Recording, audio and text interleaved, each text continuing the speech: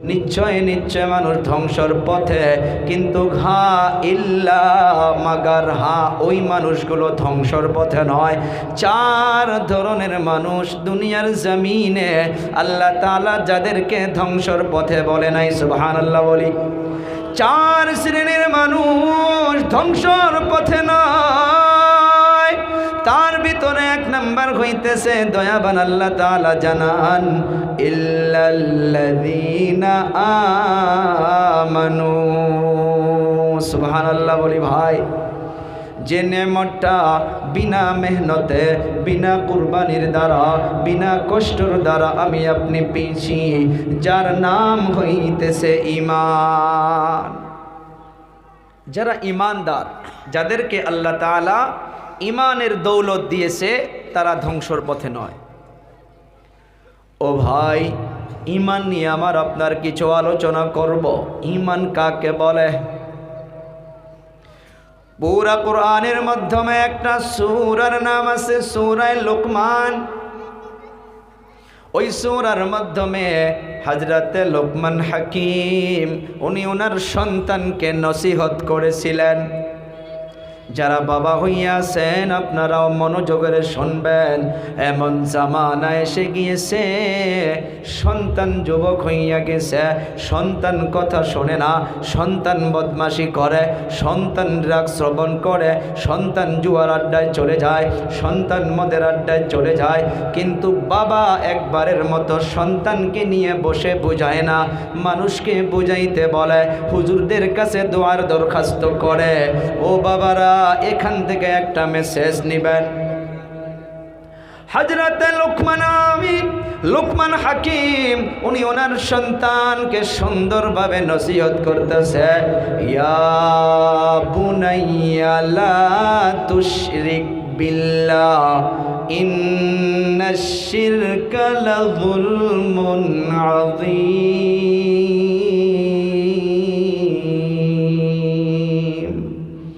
শব্দর দিকে লক্ষ্য করো। আমার আপনার সন্তানও না ফরমানি করে, আমার আপনার সন্তানও কথা শোনে না, কিন্তু হাজারো হুজুরদেরকে নিয়ে দোয়া করান, হাজারো অন্য মানুষদেরকে নিয়ে আপনার সন্তানকে বুঝান, কিন্তু দুনিয়ার জমিনে 1 লক্ষ মানুষের বুঝ আপনার সন্তানের উপরে যত ওজন হবে, আপন বাবা যদি সন্তানকে লোকমান হাকিমের মতো করিয়া নসিহত করে, এই সারা পৃথিবীর মানুষের নসিহত একদিকে, আর আপন সন্তানের জন্য আপন বাবার একবারের নসিহতটা তার থেকে ওজনওয়ালা হইয়া যাবে। লোকমান হাকিম বলল, ইয়া বুনাইয়া, শব্দর দিকে লক্ষ্য করুন। ইয়া বুনাইয়া শব্দর মানা হইতেছে ও মেরে প্যারে বেটে, এ আমার অতি আদরের সন্তান, কেন রে বাবা আমার কথা শোনো না? বুবলে বসান, সন্তানকে নিকটে বসাইয়া নিয়া সন্তানের মাথাটা বুলান, সন্তানকে পিঠের মাধ্যমে হাত ফেরান, সুন্দর করে বলেন, রে আমার বাবা, ও বাবা, কেন তুমি আমাকে আরো সম্মানী করো? এ বাবা, তোমার জন্য বুকটা আমার কান্না করে থাকে। এ বাবা, তুমি আর শয়তানির পথে যাইও না, আমি তোমার আব্বা, তোমাকে বুঝাইতেছি রে বাবা। লোকমান হাকিম যেমন করে বলল, ইয়া বুনাইয়া, ও আমার আদরের সন্তান, আল্লাহর কসম কে বলতে পারি, আমার মতো যুবক যত খারাপ হোক না কেন, আজকের তারিখে বাবাদেরও ভালো করে আদর পায় না। বাবাগুলো মানুষের সম্মুখে বদনাম করে। মানুষ এসে বাবাকে বলে যে আপনার সন্তান এমন হয়েছে, বাবা জবাব দেয়, করুক গা, ওকে বাদ দিছি, যা ইচ্ছা তা করুক। এ বাবা, কোরআন থেকে মেসেজ নাও। কোরআনের মাধ্যমে লোকমান হাকিমের ওসিয়তটা আল্লাহ তাআলা লোকমান হাকিমের নামে একটা সূরা দিয়েছেন, যিনি ওনার আপন সন্তানকে সুন্দর করে বুঝাইলেন, ইয়া বুনাইয়া লা তুশরিক বিল্লাহ, ও মেরে প্যারে বেটে, ও আমার আদরের সন্তান, কখনো আল্লাহর সাথে শরীক করিও না। আগামীকাল আপনি এইটা আল্লাহ তাআলার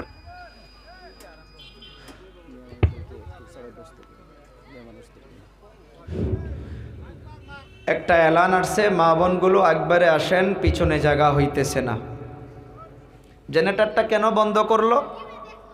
তেল বেশি যাবে নাকি? চালু রাখেন, যদি আবার লাইনটা চলে যায়। জেনারেটর হামেশা চালু রাখেন, আওয়াজ শেষ, আলোচনা শেষ না হওয়া পর্যন্ত। যাক 15-20 লিটার 50 লিটার তেল একদিন চলে যাবে। কোরআনের জন্য খরচ করেছেন, আরও করেন, আল্লাহ বরকত দিবে নাকি ভাই? দেবে ইনশাল্লাহ। তো মা বোনগুলো কোন দিকে আছে? এইদিকে। জি, মা বোনগুলো অল্প একবারে আসেন, পিছনে জায়গা হইতেছে না।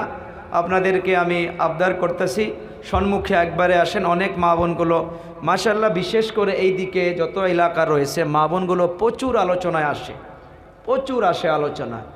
তো দেখেন, আমি যেটা সূরা নিয়েছি না, একদম অন্তর থেকে বলতাছি, আমার আপনার জীবনে যদি ফিট করতে পারি না, দেখবেন জীবনটা বদলে যাবে ভাই। আমরা আগামীকাল যদি যেটা শুনলাম যে আমরা আপন সন্তানকে নিকটে বসাইয়া নিয়ে ছোটবেলায় যেমন করে আদর করেছি, আজ যত খারাপ হোক না কেন, আপনার তো সন্তান, আপনার ব্লাড, আপনার রক্ত তার ভিতরে রয়েছে, কেন শুনবে না? আপনি নিকটে বসান, মাথা বোলান, পিঠের মাধ্যমে হাত ফিরান আর বলেন, হে আমার সন্তান, হে আমার আব্বাজান, আমি তোমার আব্বু, তুমি আমাকে আর শরম দিও না, তুমি এগুলো বাদ দাও।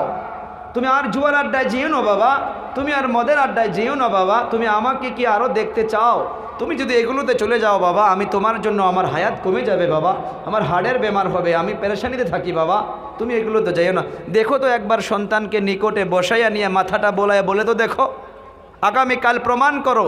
যেমন করে লোকমান হাকিম তার সন্তানকে বলছে, ইয়া বুনাইয়া লা তুশরিক বিল্লাহ ইন্নাশ শিরকা লাযুলমুন আযীম। ও আমার সন্তান, আল্লাহর সঙ্গে শরীক করবা না, কেননা নিশ্চয় নিশ্চয় শিরিক হইতেছে অনেক বড় অপরাধ। দয়াবান আল্লাহ তাআলা কোরআনে কারীমের একটা জায়গার মাধ্যমে আবার বলতেছে যে দুনিয়ার জমিনে সব গুনাহ মাফ করতে পারি, কিন্তু আমি আল্লাহ তাআলা এই শিরিকের গুনাহ মাফ করব না। আজকের আলোচনার মাধ্যমে বারবার কেন আমি শিরিকের কথা বলতেছি রে ভাই? কারণ ইমানের শব্দ যে জায়গায় আসছে, ইমানের কথা যে জায়গার মাধ্যমে আসছে, সেই জায়গার মাধ্যমে শিরিককেও খেয়াল করতে হবে। অল্প সময় শুনেন, আমিও দোয়া চাই আমি যেন বোঝাইতে পারি। আজকে আমার আপনার ভিতরে অনেকগুলো আমলের মাধ্যমে শিরিক যুক্ত আমল রয়েছে। আল্লাহ তাআলা বলতেছে, ইন্নাল্লাহা লা ইয়াগফিরু আন ইউশরাকা বিহি ওয়া ইয়াগফিরু মা দুনা যালিকা লিমান ইয়াশা। আল্লাহ তাআলা বলতেছে যে নিশ্চয় নিশ্চয় আল্লাহ তাআলা অন্যান্য গুনাহগুলোকে মাফ করতে পারে, কিন্তু আল্লাহ তাআলা কখনো শিরিকের গুনাহকে মাফ করবে না। ও আমার কলিজা টুকরা যুবক, 4 শ্রেণীর মানুষ ধ্বংসর পথে নয়, মনে রাখবেন। তার ভিতরে 1 নাম্বার হইতেছে ইমানদার। আমি আপনি তো ইমানদার নিশ্চয় ভাই, তাই না গো? কথা বলি, যদি ইমান না থাকতো আমাকে আপনাকে আল্লাহ তাআলা এই কোরআনের মাহফিলে বসাইতো না, ঠিক না? কিন্তু কোরআনে কারীমের অন্য জায়গার মাধ্যমে চলে যায়, নিজের অন্তরের ভিতরে প্রশ্ন হবে, সওয়াল প্রশ্ন হবে। আল্লাহ তাআলা পারা নাম্বার 5 ভিতরে ইরশাদ করতেছে, লক্ষ্য করেন, ইয়া আইয়ুহাল্লাযীনা আমানু আমিনু আমানু আমিনু। আল্লাহ তাআলা এখানে অন্যদেরকে ডাকে নাই, যাদের ভিতরে ঈমান রয়েছে আল্লাহ তাআলা তাদেরকে ডাকছে। অর্থাৎ আমাকে আপনাকে আল্লাহ তাআলা ডেকে ডেকে বলতেছে, ও বিশ্বাসী বান্দাগণ, আল্লাহর উপরে ভালো করে ঈমান নিয়ে আসো। একদম ব্রেন খুলে বসবেন তো বুঝতে পারবেন। 5 নম্বর পারায় গেল, 4 নম্বর পারায় 2 নম্বর পৃষ্ঠার 2 নম্বর লাইনে আবার বলেন, ইয়া আইয়ুহাল্লাযীনা আমানুত্তাকুল্লাহ হাক্কা তুকাতিহি ওয়া লা তামুতুন্না ইল্লা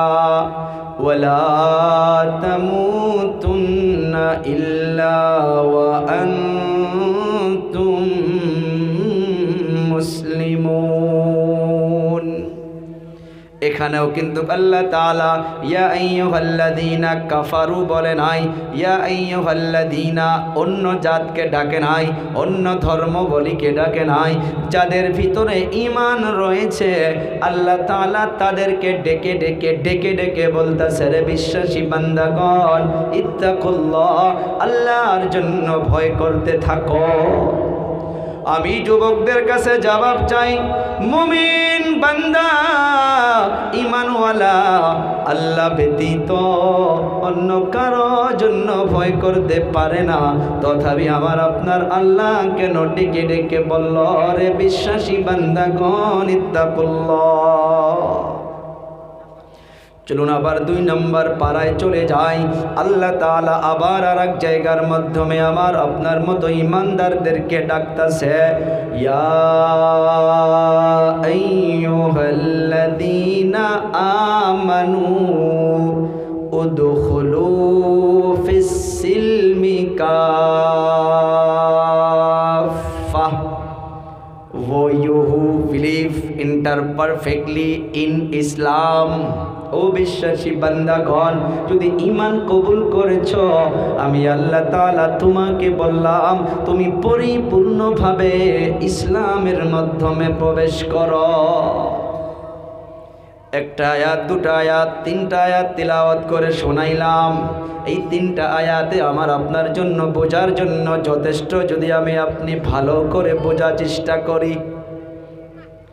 আল্লাহ তাআলা একটা নয়, 2টা নয়, এখানে 3টা আয়াতের মাধ্যমে বলতেছে, রে বিশ্বাসী বান্দাগণ, আল্লাহর জন্য ভয় করো, ইসলামে ভালো করে প্রবেশ করো। এখন চলে যায় একটা কলেজের ছাত্রর উদাহরণ দিয়া। একটা বিএ ফার্স্ট সেমের পড়া একটা ছাত্র, এডমিশন হইয়া গেছে, 1.5 মাস পার হইছে, 2 মাস পর্যন্ত ক্লাস করলো। 2 মাস ক্লাস করার পর প্রিন্সিপাল সাহেব ওকে অফিস রুমে ডাকছে, এ বাবা তুমি অফিসের মাধ্যমে আসো। বলে আসলাম। জি স্যার বলুন। বলে আমি তোমাকে বললাম তুমি আবার ভালো করে এডমিশন ফর্মটা ফিল আপ করে আবার তুমি ভালো করে জমা দাও। আব্দুল সাত্তার নামে একটা ছাত্র বলল, ও সুন্দর করে ফর্মটা ফিল আপ করে আবার জমা করে দিল, কিন্তু আর একটা ছাত্র ওর মাথার মাধ্যমে ঢোকে না, ও তো হামলা শুরু করে দিল, হাল্লা চিল্লা শুরু করলো যে 2 মাস পার হইয়া গেল আমি ক্লাস করলাম, প্রিন্সিপাল সাহাবের মাথা কি নষ্ট হয়েছে নাকি, আমাকে আবার কেন ফর্ম ফিল আপ করতে বলল। আমি ফিল আপ করবো না, দরকার পড়লে আমি ক্লাস করাই বাদ দিব।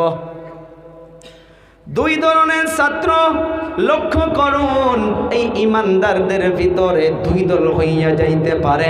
আল্লাহ যে ডাক দিয়া বলল তুমি ঈমান কবুল করো, তুমি আবার ভালো করে ঈমান নিয়ে আসো, তুমি আল্লাহর জন্য ভয় করতে থাকো।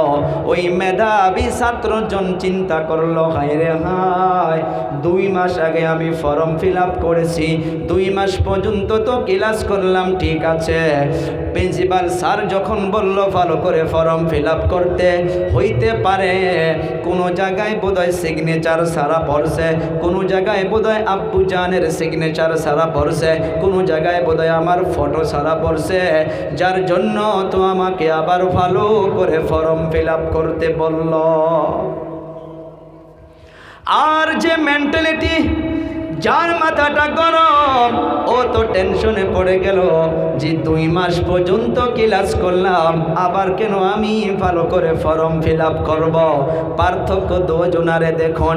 একজন চিন্তা করলো প্রিন্সিপাল সাহেব যখন ফর্ম ফিল আপ করতে বলল, বোধহয় আমার সিগনেচার সারা পড়তেই পারে, আব্বু জানের সিগনেচার সারা পড়তেই পারে, 1 কপি ফটো সারা পড়তেই পারে, আমি একবার চেক আপ করে নেই, চেক আপটা করলেই তো ফাইলের মাধ্যমে বাড়াইয়া যাবে। এখন আমার আপনার জিন্দেগিতে ফিট করে ঈমান কবুল করেছি, ঈমানওয়ালার ঘরে আমি আপনি জন্মগ্রহণ করেছি, কিন্তু তারপরেও কোরআনের আয়াতটা তো কাল কিয়ামত পর্যন্ত আল্লাহ তাআলা কেন ডাক দিয়া বলল, ইয়া আইয়ুহাল্লাযীনা আমানুত্তাকুল্লাহ, ও ঈমানদারগণ আল্লাহর জন্য ভয় করতে থাকো। কোন ঈমানদারদেরকে আল্লাহ তাআলা ডাকলো রে বাবা? বাজারে বসে বসে 4 দোকানে বসে আছি, মুয়াজ্জিন ডাকতেছে হাইয়া আলাস সালাহ। ওই ঈমানদার আরো বলে 1 প্লেট ঘুগনি দাও, আরো 1 প্লেট চা দাও, আরো 1 প্লেট বড়া দাও। আজান শোনার পর আল্লাহর ভয় ভিতরে পয়দা হলো না, মসজিদে চলে গেল না। আল্লাহ তাআলা ওই ঈমানদারদেরকে বলতেছে, রে মুমিন, তুমি ঈমানদার হইতে পারো, তোমার ভিতরে আল্লাহর ভয়টা ভালো করে পয়দা হয় নাই, সেই জন্য আমি পারা নাম্বার 4 পৃষ্ঠা নাম্বার 2 লাইন নাম্বার 2 এর ভিতরে জানাইয়া দিলাম যে তুমি আল্লাহর জন্য ভয় করো, কিছু কিছু করলে চলবে না, হাক্কা তুকাতিহি, যেমন ভাবে ভয় করা দরকার। আর যদি পরিপূর্ণভাবে ভয় করত ওই বান্দা, ওই যুবক আজানটা শোনার পর 4 কাপকে ফালাইয়া রেখে সর্বপ্রথম আল্লাহর কাঠগড়ায় দাঁড়াইয়া আল্লাহর কুদরতি কদমে এই মাথাটা লাগাইয়া লাগাইয়া সেজদা দিত। আল্লাহ তাআলা বলতেছেন, ঈমানদার, ইয়া আইয়ুহাল্লাযীনা আমানু উদখুলু ফিস সিলমি কাফা,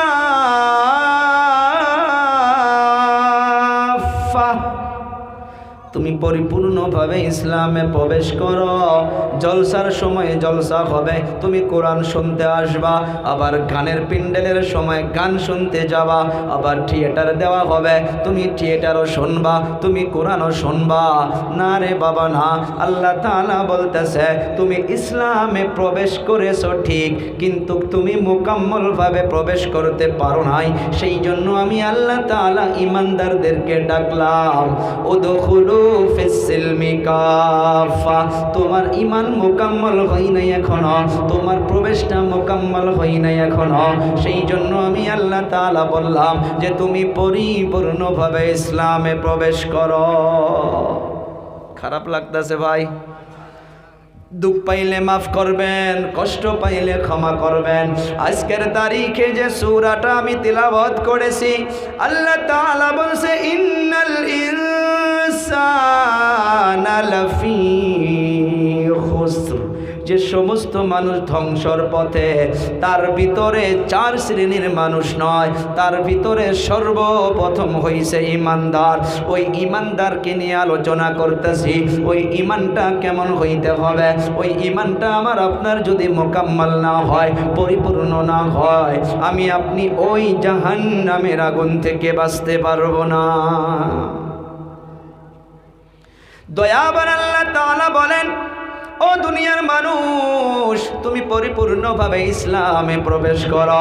আপনারা দুঃখ পাইলেও বলতে লাগবে, রে বাবা, যতগুলো গানের প্যান্ডেল হইতাছে, যতগুলো বড় বড় ফাংশন হইতাছে, আপনারা তাকাইয়া দেখুন, ওগুলো বেশিরভাগ আমাদের মতো যুবক সন্তানগুলো প্রেসিডেন্ট সেক্রেটারি হইয়া পালন করতেছে।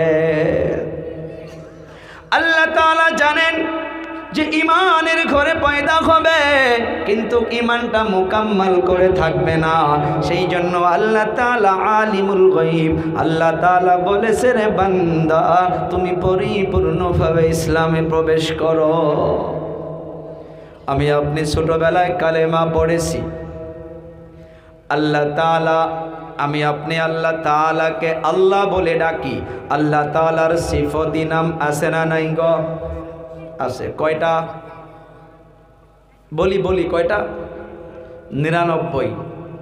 দেখি আরো কারা কারা 99, 99। এটাই জানি আমরা এটাই জানি যে আল্লাহ তাআলার সিফতি নাম 99টা, এটাই জানি। তাফসীরে মাযহারির মাধ্যমে লিখেছেন যে আল্লাহ তাআলার সিফতি নাম 5000টা। কয়টা? সুবহানাল্লাহ বলা যাবে না? 5000। দেখেন, দুনিয়ার মাধ্যমে আমি আপনিও কিন্তু কিছুগুলো মানুষের সিফতি নাম রাখি, কিন্তু দুনিয়ার সে সিফতি নামগুলো কোনো কাজে আসে? কিন্তু আল্লাহ তাআলার যে সিফতি নাম আছে, সে নাম এবং কাজে কর্ম হিসাবে মিল আছে। সুবহানাল্লাহ বলি। আল্লাহ তাআলার সিফতি নাম আছে আব্দুর রাজ্জাক, আল্লাহ তাআলার সিফতি নাম আছে আব্দুস সাত্তার। আছে না নাই? কথা কোন যুবক, আছে না? আস-সাত্তার, এইটা আল্লাহ তাআলার সিফতি নাম। আর যদি এই নামটার গুণ আমার আপনার ভিতরে আল্লাহ তাআলা দান করে না দিত, আমাকেও আপনারা এই কুরসির মাধ্যমে বসাইতেন না। কারণ আমার আপনার জীবনের গুণাগুলো আল্লাহ তাআলা আস-সাত্তার নামের যে গুণগুলো রয়েছে, এই সিফতি নামের জরিয়া করে আমার আপনার গুণাগুলোকে, দোষগুলোকে দয়াবান আল্লাহ তাআলা সব লুকায়া রাখছে। আর রাজ্জাক, মানুষকে রাজ্জাক বলে ডাকা যাবে না, আব্দুর রাজ্জাক বলতে হবে। কারণ রিজিক দেনেওয়ালা আল্লাহকে। আমি আপনি কলেমা পড়েছিলাম, আমানতু বিল্লাহি কামা হুয়া বিআসমাইহি ওয়া সিফাতিহি। আল্লাহ তাআলার ঈমান আনলাম, আল্লাহ তাআলার উপরে যেমন করে আনা লাগে, বিআসমাইহি, ওনার নামের উপরও ঈমান আনতে হবে, সিফতি নাম। ওয়া সিফাতিহি, ওই গুণগুলোর উপরে ঈমান আনতে গেলে আমাকে আপনাকে অনেক সতর্ক হইতে হবে। ওয়া কাবিলতু জামিআ আহকামিহি ওয়া আরকানিহি। আরো এক জায়গায় আছে ইকরারুম বিল লিসানি ওয়া তাসদীকুম বিল কলব। আমি আপনি ওই সিফতি নামগুলোর উপরে ঈমান আনতে হবে। ঈমানটা হালুয়া নয় যে মুসলমানের ঘরে জন্ম হইলাম আর ঈমানদার হইয়া গেলাম। আর রাজ্জাক, রিজিক দেনেওয়ালাকে চিৎকার মেরে বলি, সবাই বলি কে? মায়ের পেটের ভিতরে যখন আমি আপনি ছিলাম, জন্ম হওয়ার পর আমার আপনার নাভির নারটা কেটে দেয় না গো। ওই মায়ের পেটের ভিতরে 10 মাস 10 দিন পর্যন্ত আমাকে আপনাকে আল্লাহ তাআলা খিলায়া রাখছে। সুবহানাল্লাহ বলি।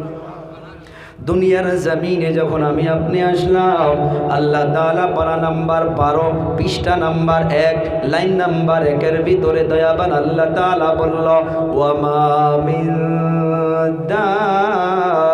দাব্বাতিন ফিল আরদি ইল্লা আলাল্লাহি রিজকুহা। সমস্ত জানদার হোক, যে কেউ হোক না কেন, রিজিকের জিম্মেদারি দয়াবান আল্লাহ তাআলা নিজেই নিজের কুদরতে হাতে রেখেছে। রিজিক দেনেওয়ালা আল্লাহ। সেই জন্য আমি শুরুর মাধ্যমে বলেছি, লোকমান হাকিম ওনার সন্তানকে বলেছিল, ইয়া বুনাইয়া লা তুশরিক বিল্লাহ, হে আমার সন্তান, আল্লাহর সঙ্গে শরীক করিও না। কারণ ইন্নাশ শিরকা লাযুলমুন আযীম। আযীম শব্দের মানা বিশাল বড়। জুলমুন আযীম, শিরিক হইতেছে অনেক বড় একটা অপরাধ, অনেক বড় একটা জুলুম। এ ভাইরা বন্ধুরা, এই রিজিকের জন্য আমার আপনার জবান দিয়া, আমার আপনার কাজে কর্ম দিয়া অনেক বড় বড় শিরিক হইয়া যাইতেছে। আমি আপনি খেয়াল করি, ক্ষেতের মাধ্যমে আমি আপনি বলি যে এই বছর যদি 5 বিঘা জমিন কাটতে না পারতাম আমার বছরটা চলে যাইতো না। কথা কন কই না নাই? কই না নাই? আজকে সকাল থেকে যদি দোকানটা না খুলতাম আমার বাড়ির মাধ্যমে চাউলে আসতো না। দোকানকে জরিয়া বানাইলাম তো ঠিকই, কিন্তু ডাইরেক্ট দোকানকে আমি রিজিকের একটা ক্ষমতা বানাইলাম, ক্ষেতকে রিজিকের ক্ষমতা বানাইলাম। দোকান রিজিক দিতে পারে না, ক্ষেত রিজিক দিতে পারে না, আমার কারোবার রিজিক দিতে পারে না। রিজিক দাতা একজন, তিনি হইতেছেন আল্লাহ। ও বাবারা, বন্ধুমা, আমার কলিজা টুকরা যুবক, সুলেমান আলাইহিস সালাতু ওয়াস সালাম আল্লাহ তাআলাকে বলল, আল্লাহ জিনদেরকে তাবে করে রেখেছিলেন। আল্লাহ তাআলাকে বলে, ও আল্লাহ, আমি একদিন আমি মাখলুককে দাওয়াত করাইতে চাই। আল্লাহ তাআলা বলতেছে, রে সুলাইমান, না না, তুই পারবি না, একদিন পারবি না। বলে, আল্লাহ আমাকে একটা সন্ধ্যার জন্য কমসে কম দেন, আমি এক সন্ধ্যার দাওয়াত কমসে কম সমস্ত মাখলুককে করাবো। আল্লাহ তাআলা পারমিশন দিলেন জিনদের কাছে, আল্লাহ তাআলার কাছে কথা বইলা নিলেন যে আমি 6 মাস পর্যন্ত বস্তু জমা করব। ও আল্লাহ, 6 মাসের ভিতরে যেন কোনো কিছুই নষ্ট না হয়। কারণ আজকে আমি আপনি তো সবজি রাত্রে রাঁধে রাখলে সকালবেলা গন্ধ বাড়ায়। আল্লাহর কাছে পারমিশন নিলেন যে আল্লাহ, এই যত বস্তু তৈরি করব 6 মাস পর্যন্ত যেন একটাও নষ্ট না হয়। সুলেমান আলাইহিস সালাতু ওয়াস সালাম জিনদেরকে হুকুম করল যে বস্তু তৈরি করো, যা কিছু পাও তৈরি করো, ছাগল এনে কাবাব বানাও, অমুক এনে অমুক বস্তু বানাও, আর একটা পাহাড়ের মাধ্যমে সব বস্তু জমা করো। 6 মাস পর্যন্ত রুজি রোজগারের জন্য সব জিনদেরকে লাগাইয়া দিয়া মখলুককে এক সাঁঝের একটা সন্ধ্যার দাওয়াত করাবে। সবগুলো জমা করলো, জমা হইয়া গেল, দাওয়াতের টাইম ফিক্স হইয়া গেল। পানির মাছ, বিষাক্ত চিংড়ি মাছ, উনি আল্লাহকে বলে, ও আল্লাহ, সকাল থেকে এমনি আসে, আজকের খানা কই? খানা কই? আল্লাহ বলে, রে মাছ, সবর কর, সুলেমান নবী আজকে দাওয়াত করছে, সে সমস্ত মাখলুককে দাওয়াত করাবে, ওখানে চলে যা, সে দাওয়াত খিলাবে। বিশাল চিংড়ি মাছ আজকের তারিখে সাইন্সদানগুলো প্রমাণ করে করে বলতেছে, একটা করে চিংড়ি মাছকে কমসে কম এক টাইমের খানা 8 থেকে 9 টন করে লাগে। সুবহানাল্লাহ বলা যাবে না? 8 থেকে 9 টন এক সাঁঝের খানা লাগে। আজকের তারিখে সাইন্সদানগুলো এটা একটা প্রমাণ করছে। সুলেমান আলাইহিস সালাতু ওয়াস সালাম দাওয়াত দিয়েছে সব মাখলুকদেরকে। চিংড়ি মাছ আসলো, আসসালামু আলাইকুম, ও হুজুর খানা কই? বলে, আমি টেনশনে আছি, আমি চিন্তায় আছি, খানা রেডি আছে, যাও, ওখানে মানুষ রাখা আছে, যাও খাওয়ার চলে যাও। পানির একটা চিংড়ি মাছ, এখনো সব মাখলুক জমা হয় নাই। চিংড়ি মাছটা এসে হা করল, সব একটার পর একটা দিতে আছে, খাইতে আছে, দিতে আছে, খাইতে আছে, সব কিছু শেষ হইয়া গেল। আবার দেখে আর নাই, আবার সুলেমান আলাইহিস সালাতু ওয়াস সালামের নিকটে চলে আসলো, ও হুজুর আর খানা কই? বলে, টেনশন দিও না, ওখানে রাখা আছে, খেয়ে নাও। বলে, নাই তো, আর কই?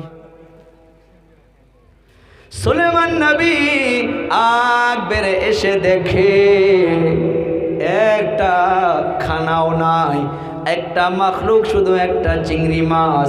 এই 6 মাস জমা করা খানাটুকু একবার খেয়েছে, তাও পেট ভরে নাই। তখন এই পানির মাছ সুলেমানকে বলতেছে, তুমি পারবা না, পারবা না, আমার আল্লাহ এত দয়াবান, এমন খাদ্য আমাকে দিনের মাধ্যমে 3 বার করে আল্লাহ খিলায়। আব্দুর রাজ্জাক রিজিক দেনেওয়ালা আল্লাহ। আমানতু বিল্লাহি